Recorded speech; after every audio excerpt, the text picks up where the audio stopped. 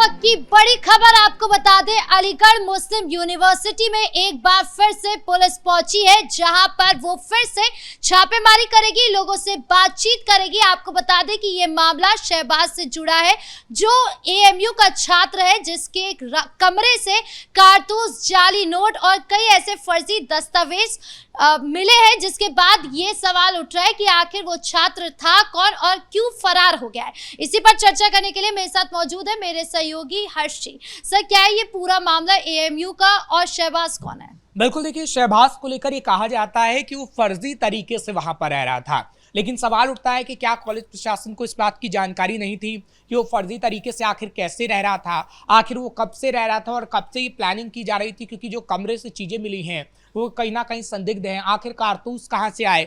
क्या पूरी यूनिवर्सिटी को एक तरीके से आतंकी अड्डा बनाने की तैयारी हो रही थी, या उत्तर प्रदेश में ऐसी गतिविधियों को अंजाम देने की तैयारी हो रही थी जो दुश्मन देश चाहता था? इन सब के सबूत खंगालने की कोशिश इस वक्त पुलिस कर रही है। और अभी जो आपने खबर बताई है कि अभी अभी एएमयू में पुलिस पहुंची है, कल की जो खबर थी हमने बताई किस तरीके से कल दोपहर को जो खबर सामने आई, लेकिन अब की खबर ये है कि पुलिस पहुंची है और कहीं ना कहीं 200 तकरीबन छात्र ऐसे हैं जिनसे पूछताछ करेगी।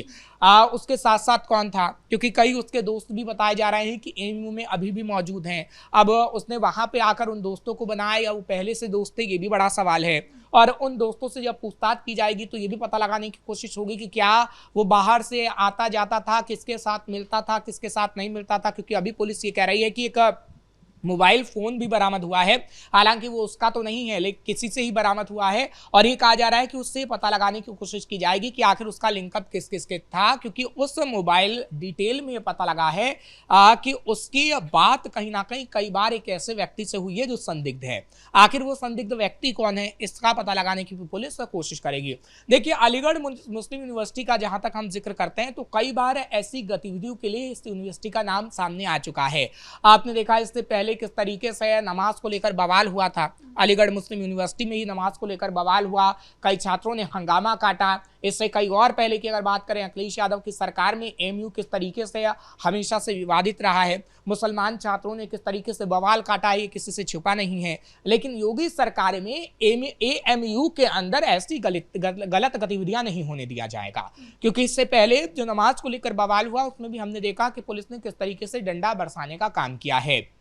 देखिए, मुस्लिम यूनिवर्सिटी है, उसमें मुस्लिम छात्र पढ़ते हैं, आम मुस्लिमों के अगर बच्चे जाते हैं तो कोई दिक्कत वाली बात नहीं है और कई सालों से इस यूनिवर्सिटी में आम मुसलमानों के बच्चे पढ़ रहे हैं।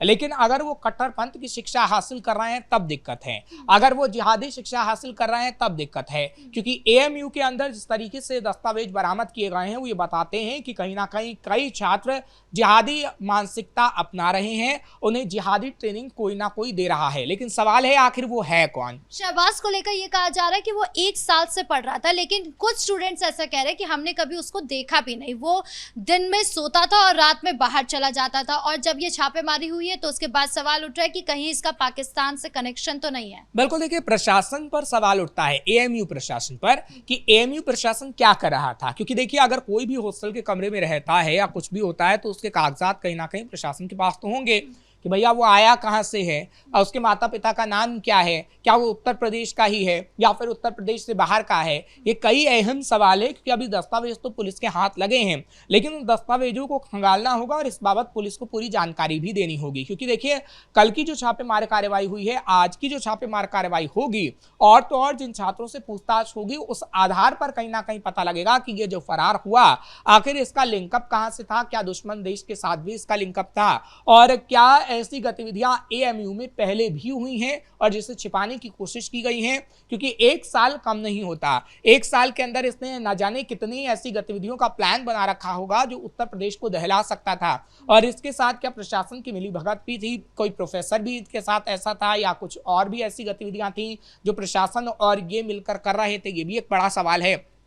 क्योंकि बार बार हम ये कह रहे हैं कि अगर कोई आता है हॉस्टल के अंदर, किसी भी एरिया के अंदर या हॉस्टल के अंदर अगर कोई घुसता भी है, क्योंकि देखिए वॉचमैन उससे रोकता है, अगर अंदर आप जाते हैं तो पूरे कागजात आप लेके जाते हैं, अगर हॉस्टल में ठहरते हैं तो आपको पूरी व्यवस्था के लिए कहीं ना कहीं अपनी जानकारी और पूरा ब्यौरा देना होता है। तो क्या प्रशासन को इस बात की भनक नहीं लगी? ऐसा तो नहीं हो सकता कि एएमयू प्रशासन को इस बात की भनक ना लगी हो। और जिस तरीके से कमरे में कारतूस मिले हैं, हथियार मिले हैं, जो दस्तावेज मिले हैं, वो ये सवाल उठा रहे हैं कि आखिर कारतूस आए कहां से। क्योंकि किसी भी यूनिवर्सिटी में जब बच्चे हॉस्टल में होते हैं तो खासतौर पर उसकी जांच भी होती है और तो और उनकी चेकिंग भी होती है जब वो कॉलेज के अंदर जाते हैं। सर, सबसे बड़ा खुलासा तो पुलिस ने ये कर दिया है कि वो 2 कोर्स में फर्जी दस्तावेजों के साथ दाखिला ले चुका था और एएमयू के लोगों ने कुछ नहीं किया। कोई प्रशासन ने सवाल नहीं उठाया कि ये फर्जी दस्तावेज है, कोई वेरिफिकेशन नहीं। बिल्कुल, देखिए क्या होता है, एएमयू में हमेशा से हमने एक पैटर्न देखा है, उस पैटर्न को या तो बदलने की ज़रूरत है। क्योंकि देखिए अगर कोई भी मुसलमान छात्र आ रहा है या मुस्लिम छात्र आ रहा है तो उसको बड़ी लापरवाही से कह दिया जाता है कि हाँ आपका एडमिशन हो जाएगा।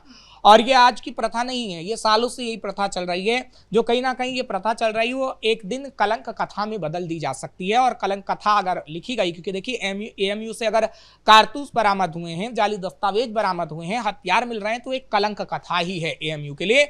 और कलंक कथा जब लिखी जा रही है तो बड़ा बुरा हाल यूनिवर्सिटी का भी हो सकता है और ये छात्र कहीं ना कहीं खतरा भी साबित हो सकते हैं जब इस तरीके से ये छात्र मिला है। सर, चेकिंग तो फिर अब हर स्टूडेंट की होनी चाहिए, क्योंकि हो सकता है कि और भी उसके दोस्त वगैरह हो या फिर और उसके साथी हो सकते हैं जो अभी भी एएमयू के अंदर हो। देखिए सवाल ये है कि क्या उसने कुछ अपने जो छात्रों एएमयू के जो छात्र थे उनको फंसाने की उसने कोशिश की? क्या वाकई उनके साथ कुछ छात्र मिले हुए हैं?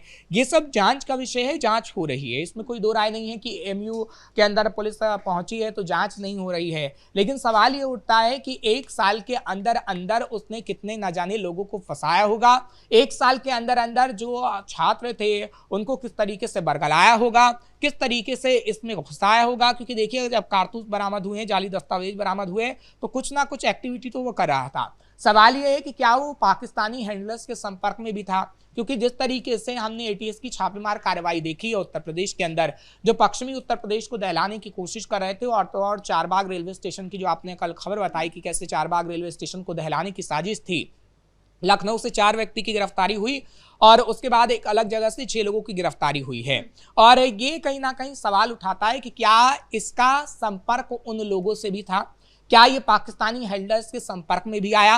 क्योंकि अभी एक तरफ एटीएस छापेमार कार्रवाई कर रही है तो दूसरी तरफ हमने देखा कि एएमयू में छापेमारी हुई तब जब गोलीबारी का कांड सामने आया और उसके बाद छापेमारी के दौरान ये कारतूस बरामद किए गए हैं। तो कहीं ना कहीं एक चक्रव्यूह सा नजर आ रहा है और लग रहा है कि इनके आपस में लिंक मिलते हुए नजर आ रहे होंगे। क्योंकि जो 6 गिरफ्तारी हुई है, जो 4 गिरफ्तारी हुई है, उसके बाद कई ऐसे लिंकअप सामने आए हैं जिसकी अभी और गिरफ्तारी होनी है। और अब जब इस छात्र की गिरफ्तारी हो जाएगी तो कहीं ना कहीं ये पूरी तरीके से साफ हो जाएगा कि क्या ये उन्हीं आतंकवादियों का साथ देने वाला था जो पाकिस्तानी हैंडलर्स के संपर्क में थे, और क्या ये उत्तर प्रदेश को दहलाने की कोशिश करने वाला था। ये बड़ा सवाल है, कहीं ना कहीं जांच का विषय तो है, लेकिन अब एक्टिव ज्यादा होना होगा पुलिस को और कहीं ना कहीं एएमयू प्रशासन पर नकेल कसनी होगी।